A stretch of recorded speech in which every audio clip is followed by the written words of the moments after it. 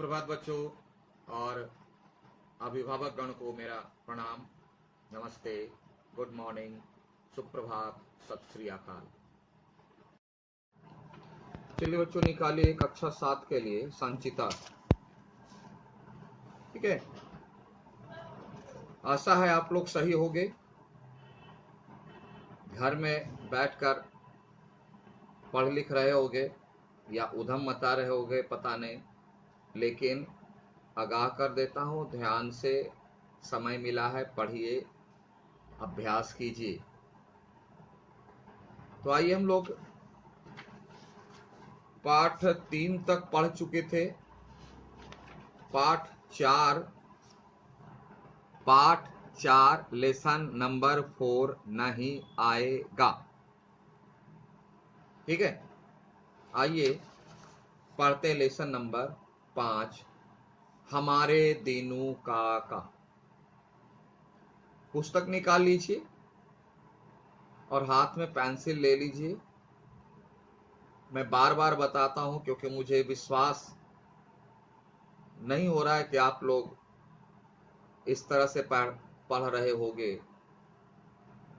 फिर भी इसलिए मैं बार बार आगाह कर देता हूं कि बैठिए, थोड़ा सीरियस लीजिए, कुछ भी करो मन लगाकर करो,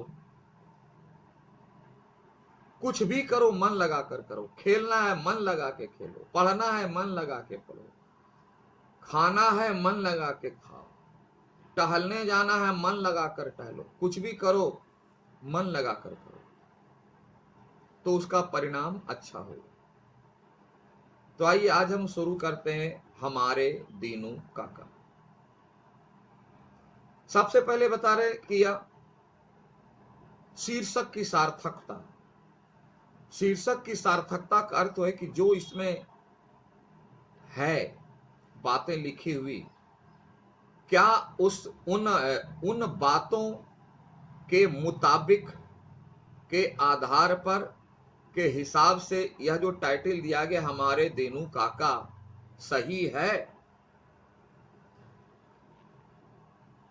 तो उसके लिए करना क्या पड़ता है कि कहानी का केंद्र बिंदु यानी सेंटर में वह बात होनी चाहिए, उसी बात को डिटेल किया जाता है। किसी भी रचना में, कविता हो या कहानी हो या उपन्यास हो, नाटक हो, कोई भी विधा हो, विधा बता चुके हैं, वीडियो देख लेना। और विधा के प्रसंग में यह कौन सी विधा में लिखी गई है रचना? डायरी विधा में। डायरी, यह किस विधा में लिखी गई है? डायरी। देख लीजिए, पहली पंक्ति में है, प्रस्तुत पाठ डायरी विधा में लिखा गया। पाठ है इसलिए लिखा गया है पुल्लिंग, रचना स्त्रीलिंग लिखी गई। यह डायरी विधा में, डायरी के रूप में है यह रचना। दूसरी बात कि इस डायरी में जितने दिनों की घटनाओं का वर्णन है, सभी वर्णन एक दीनू नाम के वृद्ध व्यक्ति हैं उनसे रिलेटेड है, उनसे संबंधित है। इसीलिए इस कथा, इस विधा में जो बातें लिखी गई है, इस पाठ का नाम हमारे दीनू काका है। सभी शब्द पर विचार करें। हमारे, तुम्हारे नहीं, हमारे मतलब हम सब का, हमारे मतलब हम सब का, यानी हम सब एक हैं, हम सब बराबर हैं, सब हमारे हैं और हमारा सब है। यह भावना विकसित करने के लिए, डेवलप करने के लिए यह पाठ लिखा गया है। हमारा, हमारे, दीनू काका। दीनू काका में दो बातें हैं। देखो, द में दीर्घ इकार है, तो द में दीर्घ इकार और दंतन और दीन। दीन का मतलब क्या होता है? गरीब। दीन मतलब गरीब, और उसी में नाम लगा दिया दीनू, तो नाम हो गया किसी व्यक्ति का नाम। तो दीनू, और बच्चे इसे काका काका कहते थे, सभी बच्चे काका कहते थे, सभी लोग भी काका कहते थे क्योंकि ये वृद्ध थे। तो इसलिए हो गया दीनू काका। और ये सबको प्यार करते थे, सबको अपना समझते थे, इसलिए सब लोग इन्हें हमारे दीनू काका के नाम से बोलते थे। तुम्हारे दीनू काका नहीं, हमारे।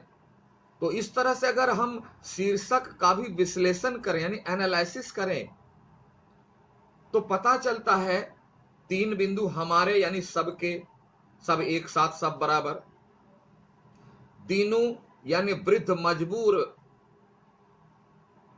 काका, बड़े, है ना, काका बड़े, हालांकि छोटे को काका बोलते हैं, बड़े को ताऊ बोलते हैं, लेकिन यहां बड़े से बुजुर्ग हैं।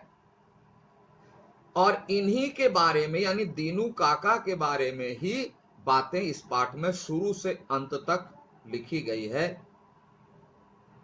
इसलिए इस पाठ का नाम हमारे दीनू काका सही है। अब इसमें कौन कौन सी बातें मिलती है, तो हुई शीर्षक की बात, जिसमें कुछ बात मूल भावना जुड़ी गई,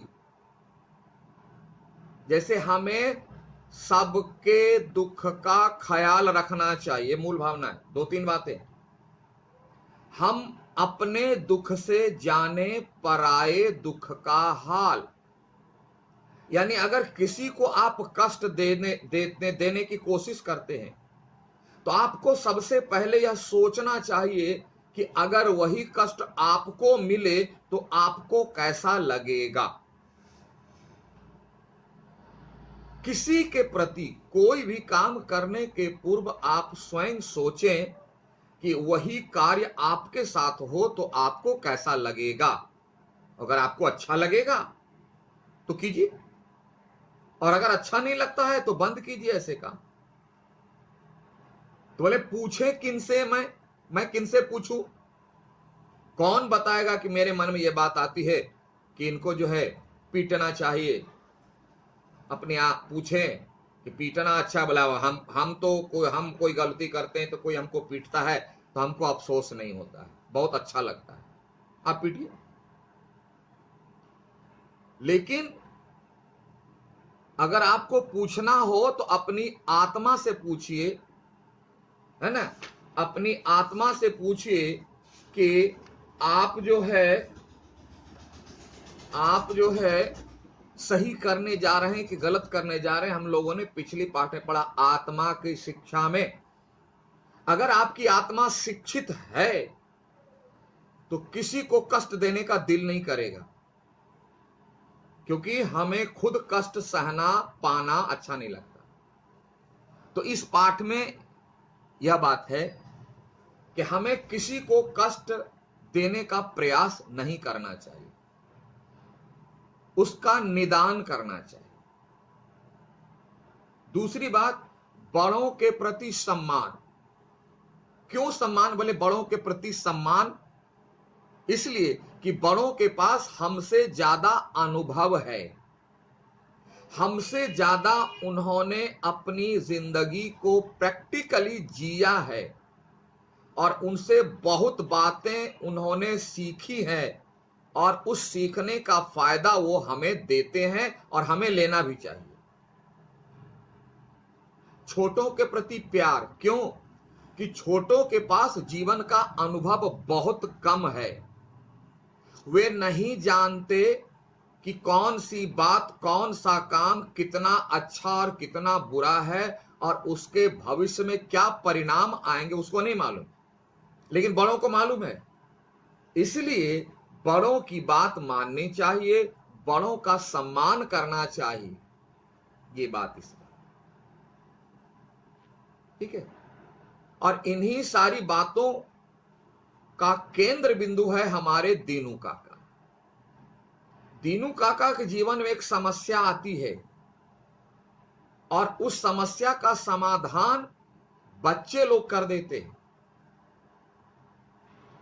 और बच्चे लोग ऐसे करते हैं जिससे बड़ों को शर्मिंदा होना पड़ता है। सोच लीजिए, बड़ों को शर्मिंदा होना पड़ता है। इसका अर्थ क्या है कि अगर बच्चे भी अच्छी बातों के लिए, अच्छे काम के लिए एकजुट होकर करें तो काम संभव है। क्योंकि बड़े होकर सारी बातें हम लोग भूल जाते हैं।